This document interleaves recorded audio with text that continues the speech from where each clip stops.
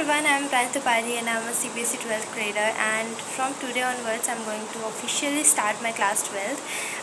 अभी तक मैंने क्लास 11th के फाइनल एग्ज़ाम्स मेरे 12th मार्च को ख़त्म हो गए थे, बट तब से अभी तक मैंने कोई भी ब्लॉग नहीं डाला था क्लास 12th का, बिकॉज़ बेसिकली मैंने सोचा था कि मेरी क्लासेस स्कूल की कल से शुरू होने वाली है, that is 3rd April, and मैंने सोचा था कि उससे पहले मुझे काफ़ी सारी चीज़ें प्रिपेयर करनी है। मुझे 11th के कुछ टॉपिक्स रिवाइज़ भी करने थे, एंड साथ ही साथ में मुझे 12th के कुछ चीज़ें स्टार्टिंग की अपने से पढ़नी थी ताकि मैं प्रिपेयर रहूँ फर्स्ट डे ऑफ स्कूल के लिए।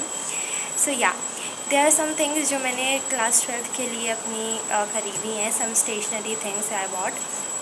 So yeah, let's see what some stationeries that I bought for my class 12th. So these are some A4 sized notebooks.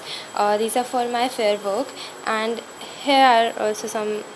There are two more notebooks for my fair work, that is of Camlin and Classmate. These are the file pages that I bought. I have bought 2 bundles in which there are, I guess, 6 packets, and then here are some spirals of 300 pages. I bought 4, you can see, and one is of 350 pages. Okay, and then these are 2 practical files, practical copies, you can say. So I also bought them so that I don't have to get them at the time of the practical or at the time of the examinations. And these are some pens I have bought as well, because बहुत जल्दी मेरी pens ख़त्म हो जाती हैं, तो मैंने इसको ख़रीदा था. Yeah. Guys, these are some of the stationery things that I bought. I have also bought some reference books for my preparation of class 12th. So let's see what I bought. Are the reference books that I have for now. So firstly I have chemistry reference book, which is from ABC. These are the books for physics. I have 2 volumes for both of for all of the subjects. This is for physics and it is from SL Arora, and for maths I have RD Sharma. The only thing that I don't have for now is the NCERT books, and I hope to get it from someone, but unfortunately मुझे मिला नहीं, क्योंकि most of the students competitive exams की तैयारी कर रहे हैं, हमें सीनियर्स भी. So yeah but hope to get it soon. तो यहाँ मैं टू डू लिस्ट बनाने के लिए बैठ गई थी, ताकि मैं अपने पूरे मंथ के वर्क को अच्छे से डिवाइड कर सकूँ, ताकि मैं एक एक चीज़ अच्छे से कर पाऊँ, क्योंकि 12th में आने के बाद हमारे पास बहुत ज़्यादा समय नहीं है. सो मैं कोई भी थोड़ा सा भी समय वेस्ट नहीं करना चाहती थी. So here's the to-do list I have made, and see all these chapters. मैंने सोचा है कि ये सारे चैप्टर्स मुझे अप्रैल में कंप्लीट कर लेने हैं. अगर पूरी तरीके से नहीं तो एटलीस्ट मुझे फर्स्ट और कुछ पार्ट ऑफ सेकंड यूनिट तो कर ही लेना है. सो इसमें से फ़िज़िक्स में अगर देखा जाए तो मैंने अभी स्टार्टिंग में चैप्टर 1 कंप्लीट कर लिया है ऑलमोस्ट. बस कुछ पार्ट मेरा बचा है, जैसे पार्ट नहीं बचा है, मेरे को कुछ न्यूमेरिकल्स और ट्राई करने हैं, मतलब प्रैक्टिस करने हैं बस. उसके अलावा अगर देखा जाए केमिस्ट्री में, तो केमिस्ट्री में मैंने सॉल्यूशंस के क्वेश्चंस भी कर लिए और सॉल्यूशंस पढ़ लिया है. सॉल्यूशंस के कुछ टॉपिक मेरे छोटे हुए हैं पढ़ने के लिए, क्वेश्चंस भी कुछ मैंने नहीं किए हैं. सबसे ज़्यादा मैंने फ़िज़िक्स में किया हुआ था, तो फिज़िक्स का उतना पार्ट हो गया है. फिर मैथ्स की बारी आई, तो मैथ्स में मैंने रिलेशंस एंड फंक्शंस लगाया था, जो कि देखा जाए तो मुझे बहुत ज़्यादा इजी लगा, तो मैंने उसको लगाया. बट जल्दी मैं बोर हो गई, तो मैंने फिर इन्वर्स ट्रिग्नोमेट्रिक फंक्शंस लगाने शुरू कर दिया है अभी. तो मैंने उसकी पूरी एक्सरसाइजेस कंप्लीट नहीं की हैं रिलेशंस एंड फंक्शन की, तो वो भी मेरा छूटा हुआ है, वो मुझे करना है. तो बेसिकली मैंने सबसे अच्छे से फ़िज़िक्स पढ़ा हुआ है. मैंने चैप्टर 1 पूरी तरीके से सारे टॉपिक्स, सारे डेरिवेशन सब कंप्लीट कर लिया है. बस कुछ न्यूमेरिकल्स मुझे और प्रैक्टिस करना है. सो या गाइस, दैट्स इट.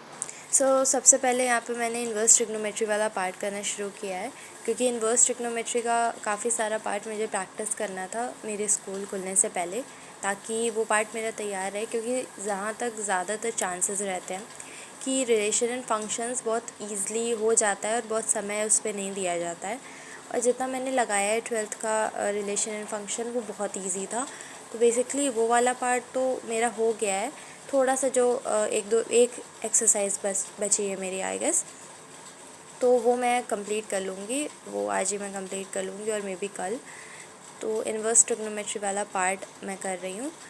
और इसके बाद जहाँ तक देखा जाता है कि इन्वर्स ट्रिग्नोमेट्री काफ़ी हद तक आती है, और यही एक पार्ट है ट्रिग्नोमेट्री का जो हमारे 12th में आ रहा है।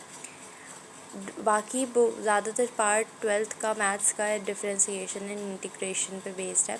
तो डिफरेंशिएशन भी मैं स्कूल स्टार्ट होने के बाद लगाना शुरू करने की सोच रही हूँ, ताकि मेरा डिफरेंशिएशन और इंटीग्रेशन वाला पार्ट कंप्लीट रहे, क्योंकि हमारे पास वैकेशंस रहेंगे, समर वैकेशंस, और उस समय में उस पूरे टाइम के दौरान मैं चाहती हूँ कि पूरा मेरा डिफरेंशिएशन इंटीग्रेशन अच्छे से प्रैक्टिस हो जाए। क्योंकि हमेशा यही होता है कि मैंने अपने सीनियर से भी सुना है कि मैथ्स में डिफरेंशिएशन एंड इंटीग्रेशन बहुत ज़्यादा आता है, और वो पार्ट जो रहता है बहुत जल्दी उसको बहुत ज़्यादा प्रैक्टिस की ज़रूरत होती है, तो उसकी प्रैक्टिस करना बहुत इम्पॉर्टेंट है। तो यहाँ पे इसीलिए मैं सोच रही थी कि मैं अपना काफ़ी पार्ट वैकेशन से पहले कंप्लीट कर लूँ, और समर वैकेशंस के टाइम पे मेरे पास प्रैक्टिस करने के लिए न्यूमेरिकल ज़्यादा समय रहे। तो यहाँ पे मेरा मैथ्स का फर्स्ट पार्ट हो गया था। देन आई फटाफट से टू का शार, और यहाँ पे मैं आफ्टर टेकिंग अ शार वापस आ गई थी। देन इन द इवनिंग मैं थोड़ा बाहर गई थी, हम लोग वहाँ पे गए थे। I mean just look at the clouds, कितना ये सुंदर लग रहा था, ऐसे पिंक और ऑरेंज की टोन में सब कुछ हुआ था, इतना सुंदर ये लग रहा था। ओके, देन आफ्टर मीटिंग सब people I went back, and उसके बाद I started preparing for my second half, and that is of chemistry. Chemistry का फर्स्ट चैप्टर का जो मेरा न्यूमेरिकल्स था, मैं उसे फिर से प्रैक्टिस कर रही थी ताकि मैं आगे का भी पार्ट कर पाऊँ। तो यहाँ पे मैंने काफ़ी सारे क्वेश्चंस लगा लिए थे, कुछ न्यू टॉपिक्स थे उनको भी पढ़ लिया था, नोट्स भी मेरे ऑलमोस्ट सारे मैंने रिवाइज़ भी कर लिए हैं। इसमें सिर्फ मैंने दिखाया है न्यूमेरिकल्स लगाने वाला पोर्शन, क्योंकि उस समय मेरे पास फ़ोन नहीं था, तो मैंने सिर्फ न्यूमेरिकल्स वाला पार्ट किया है। तो बेसिकली देखा जाए तो ऑर्गेनिक का पोर्शन जो है हमारा वो काफ़ी ज़्यादा है। कुछ का रिवीजन मैंने स्कूल स्टार्ट होने से पहले कर लिया था, और बाकी जो ऑर्गेनिक का पोर्शन है उसको मैं रिवाइज़ भी कर रही हूँ, और 12th में बहुत ज़्यादा आएगा भी, वो बहुत इम्पॉर्टेंट पार्ट है। सो क्या यहाँ पे मेरा कंप्लीट हो गया था केमिस्ट्री वाला पार्ट, और ये हैं सारे न्यूमेरिकल्स जो मैंने लगाए थे। नॉट दैट टफ, बट बहुत ईजी था, बट कुछ क्वेश्चंस थे ऐसे जो नहीं थे, but yeah then I started out with physics. ये मेरा लास्ट पार्ट था। फ़िज़िक्स के पार्ट में मुझे करना था फर्स्ट चैप्टर का रिवीजन, जितने भी टॉपिक्स थे। तो यहाँ पे मैंने सारे टॉपिक्स जो बुक में थे वो पूरे नहीं करे हैं। बेसिकली हमने जो मेरा सिलेबस था, क्योंकि अभी मैंने बहुत अच्छे से पढ़ा नहीं है, तो कोई गाइड करने के लिए भी नहीं है, तो मैंने अपनी से सब कुछ नहीं पढ़ा है।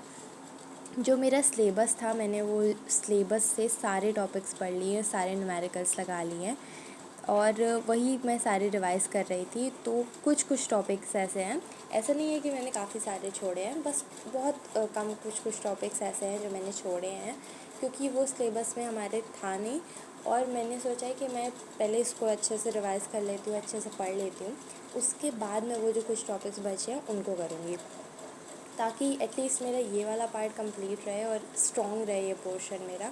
तो वो जो कुछ टॉपिक्स है वो मैं भी कर सकती हूँ। गाइस, मेरा रिवीजन हो गया है, एंड ये जो यहाँ पे एक्स्ट्रा पॉइंट्स दिए हैं ये भी मैंने एक बार पढ़ लिए हैं। मैं याद तो नहीं करती बहुत अच्छे से इन्हें, पर एक बार मैं अच्छे से पढ़ लेती हूँ, ताकि अगर एग्ज़ाम में बाई चांस आ जाए, वैसे इनसे कभी कभी MCQs आ जाते हैं जो अच्छे रहते हैं हमारे लिए। सो या मैं इसे पढ़ लेती हूँ एक बार। एंड हाँ, और अभी NCERT मेरी हुई नहीं है, मतलब मेरे पास NCERT है नहीं, तो मैं रेफरेंस बुक से ही जो मैंने चैप्टर कंप्लीट किया वही किया है, इसलिए मैं रिवीजन भी इसी से कर रही थी। So yeah guys, that's it for today's video. If you like my video, please stay connected and subscribe to my channel. If you like the video, please hit the like button. Thank you so much. Thanks for watching.